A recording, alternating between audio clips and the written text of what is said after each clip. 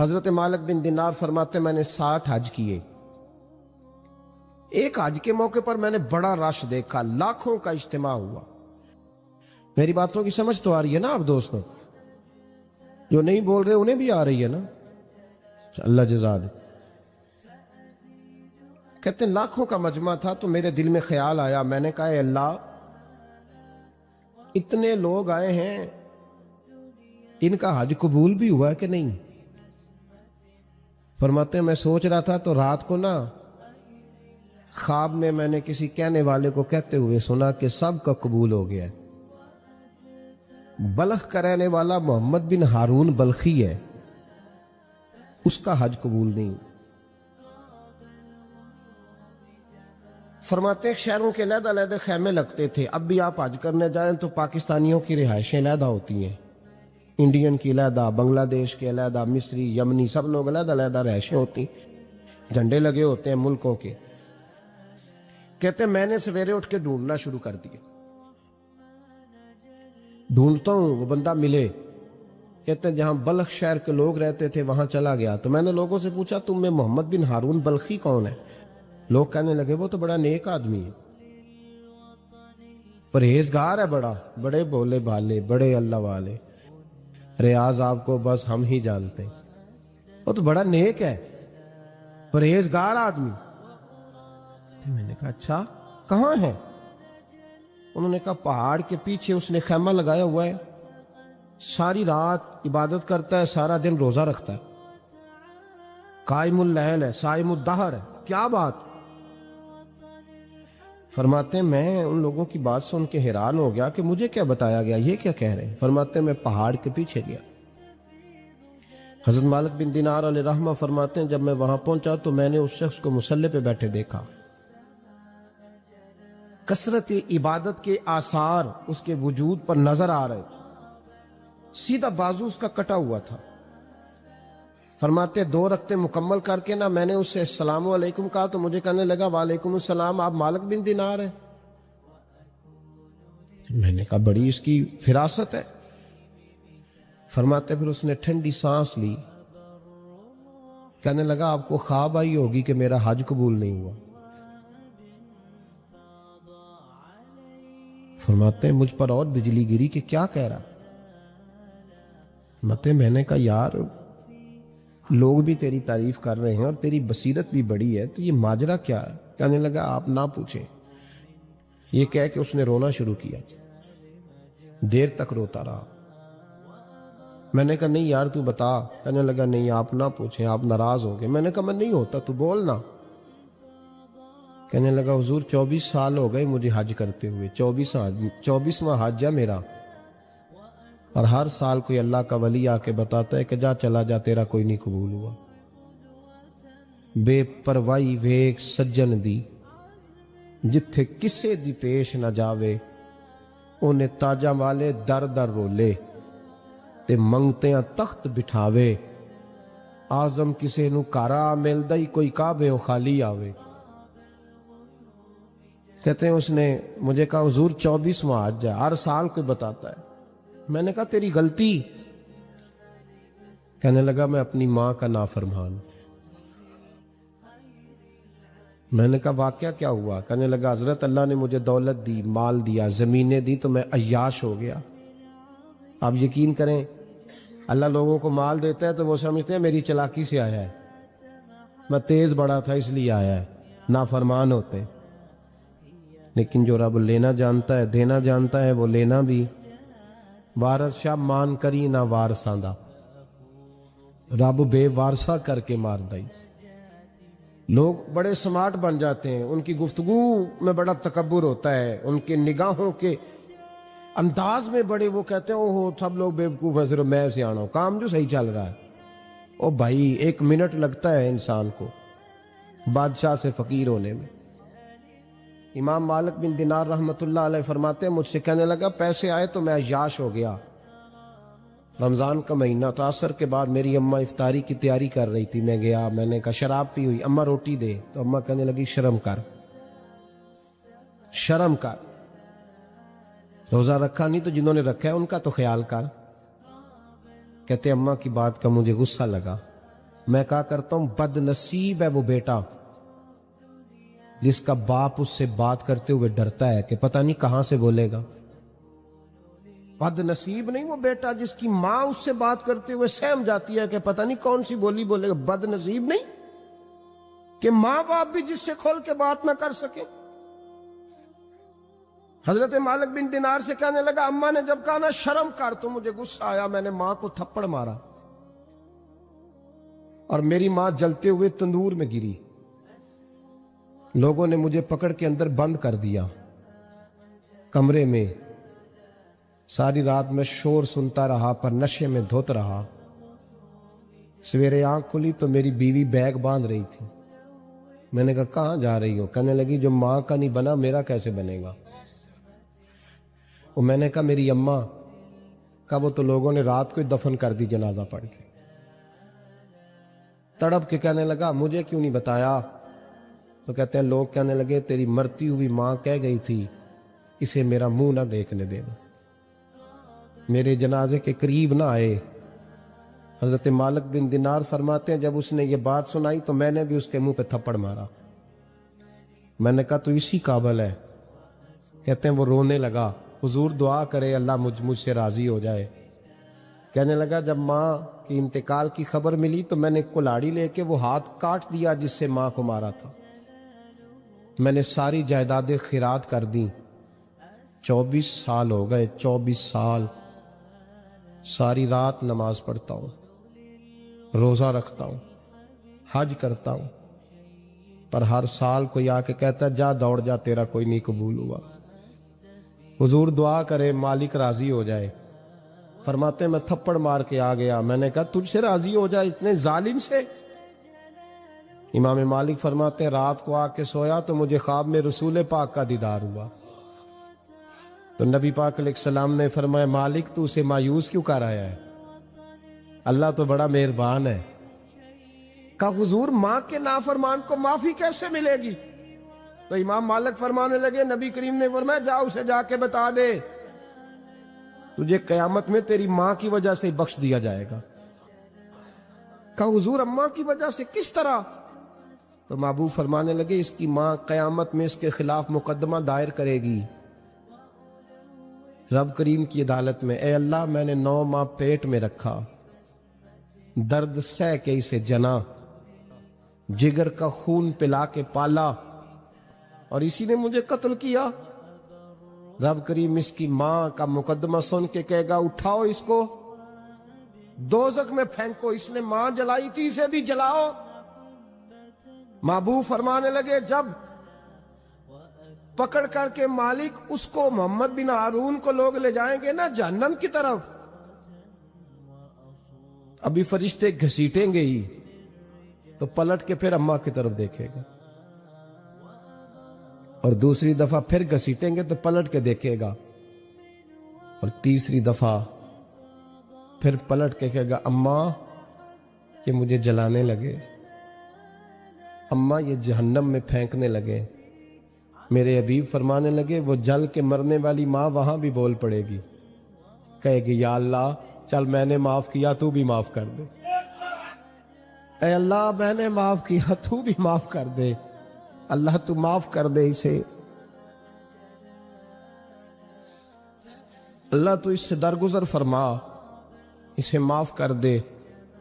मेरे महबूब पाक अलैहिस्सलाम फरमाते रब करीम कहेगा इसने तुझे जलाया, तो कहेगी अल्लाह ये तो बेटा था इसने जला दिया, मैं माँ हूं, मेरे सामने जले तो मैं कैसे बर्दाश्त कर सकती।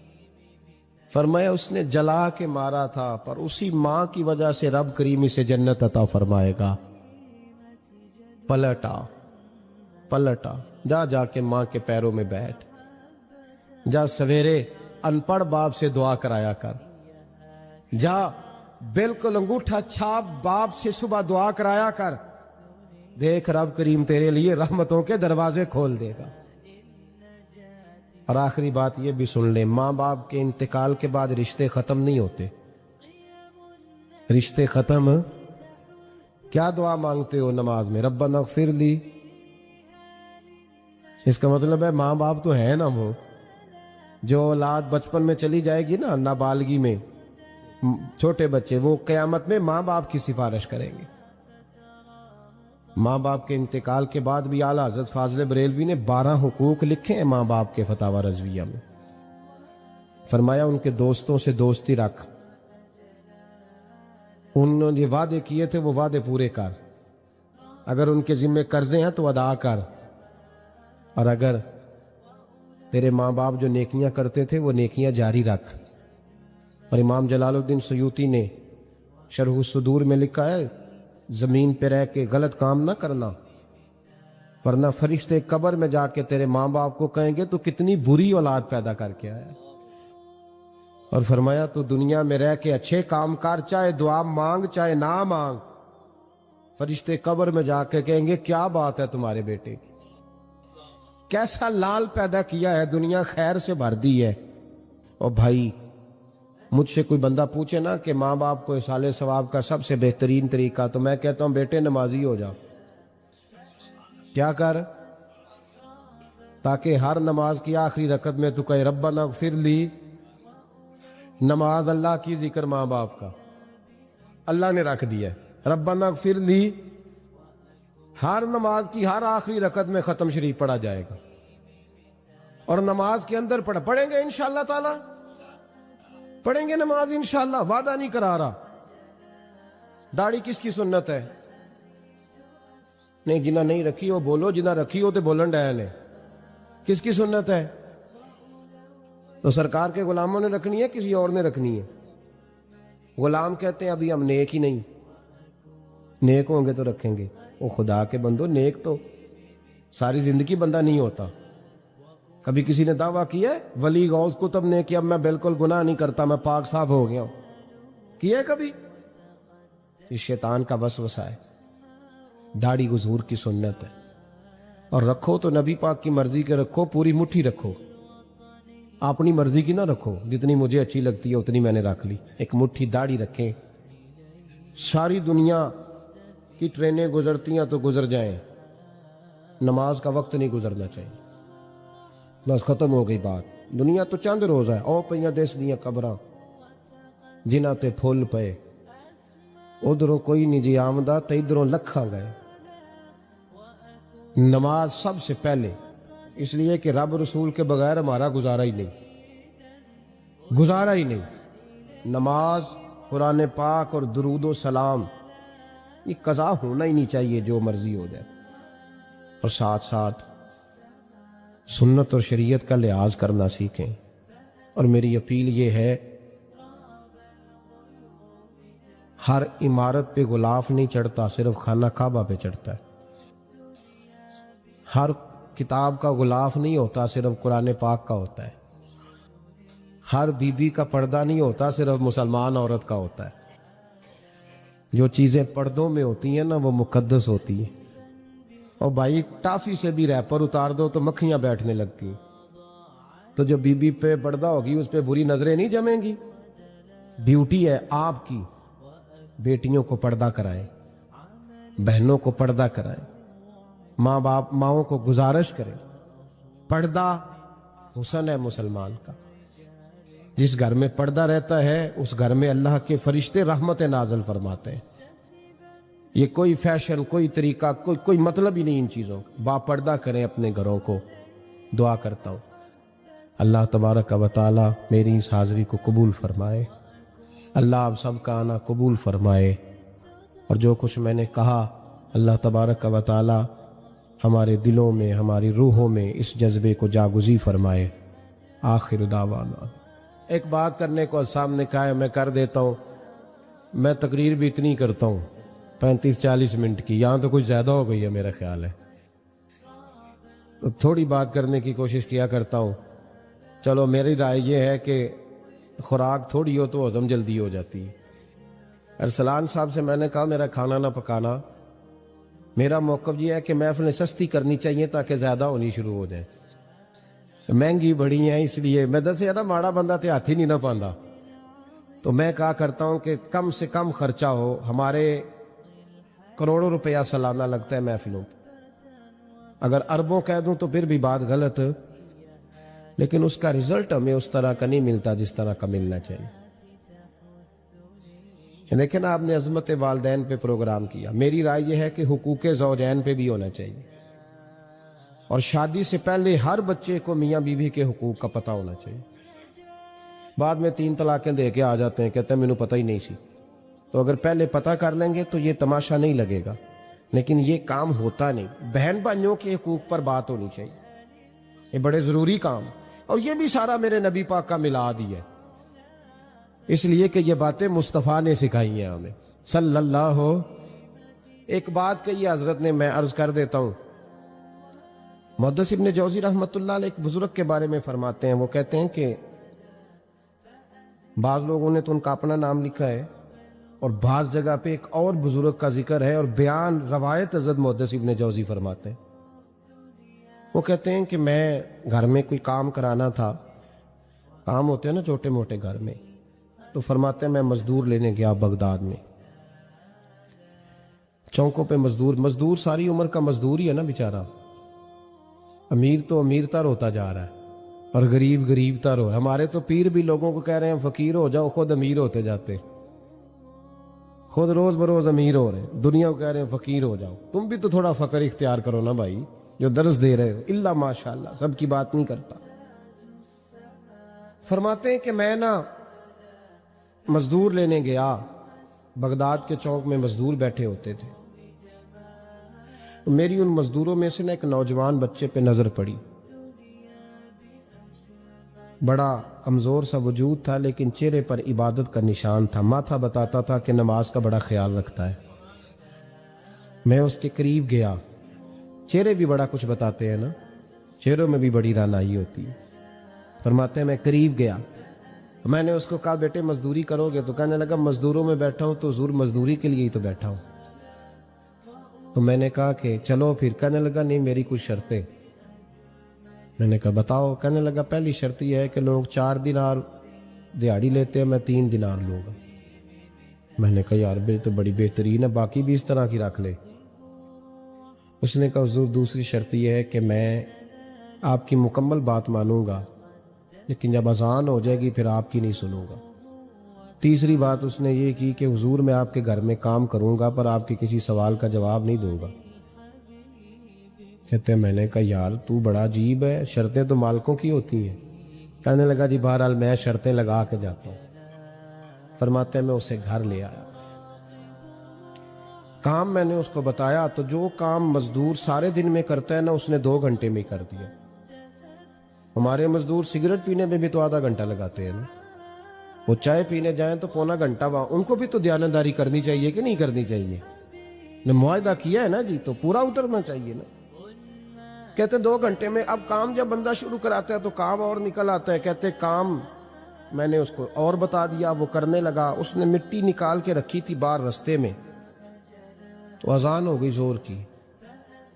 उसने वहीं कुदाल छोड़ी कई और चलने लगा। तो मेरा बेटा कहने लगा इसको जरा बराबर कर दो। कहने लगे चुप कर जा, तेरे बाप से बात हुई थी। जब अजान होती है तो मैं किसी और की नहीं सुनता, सिर्फ अल्लाह रसूल की सुनता हूं। कहते हो मस्जिद चला गया, नमाज पढ़ के आया तो दोपहर का वक्त था। मेरी बीबी कहने लगी इसको को खाना खा ले। कहते हमने कहा खाना खा लो, तो कहने लगा मैंने रोजा रखा हुआ। रमजान भी नहीं था, नफली रोजा रखा हुआ। फरमाते हैं शाम हुई, मैंने 3 दिनार दिए। तो मैंने कहा तेरा नाम क्या है? कहने लगा मैंने आपसे कहा था मैं किसी सवाल का जवाब नहीं दूंगा। तो वो चला गया। अगले दिन मैं फिर लेने गया उसे, काम कुछ और निकल आए। तो लोगों ने बताया वो सिर्फ हफ्ते वाले दिन आता है। मैंने कहा क्यों? कहने लगे जी वो कहता है मेरा हफ्ते का खर्चा 3 दिनार है। जब 3 दिनार कमा लेता हूं तो बाकी सारा टाइम अल्लाह रसूल की जिक्र में गुजार दिया करता हूं। फरमाते हैं जी अगले हफ्ते मैं फिर लेने गया। मैंने पूरा हफ्ता इंतजार किया कि काम उसी से कराना है। मैं जब गया तो मैंने कहा चलो। कहने लगा मेरी शर्तें याद है ना? और मैंने कहा याद है भाई, साथ चल। फरमाते हैं काम कराया। 2-3 हफ्ते वो आता रहा। एक हफ्ते में गया तो लोगों ने कहा हुजूर आज नहीं आया। क्यों? कहने लगे बीमार हो गए। कहाँ घर है? कहने लगे बगदाद के कब्रिस्तान के पीछे जो कच्ची आबादी है उसमें रहता है। फरमाते मैं गया, दरवाजे पे दस्तक दी तो कहने लगा हुजूर आप हैं, दरवाज़ा खुला है, आ जाइए। फरमाते मैं अंदर गया तो मैंने कहा तुम्हें कैसे पता चला मैं आया हूँ? कहने लगा हुजूर अल्लाह वाले हो, आप नहीं आना था, वरना अमीर तो गरीबों का पता लेने कोई नहीं आते। कहते मैं करीब गया तो कहने लगा मैं आपका इंतज़ार कर रहा था, तेज़ बुखार है, तप रहा। जेब से कुछ पैसे निकाले, कहने लगा ये पैसे रख लें। एक अंगूठी निकाली,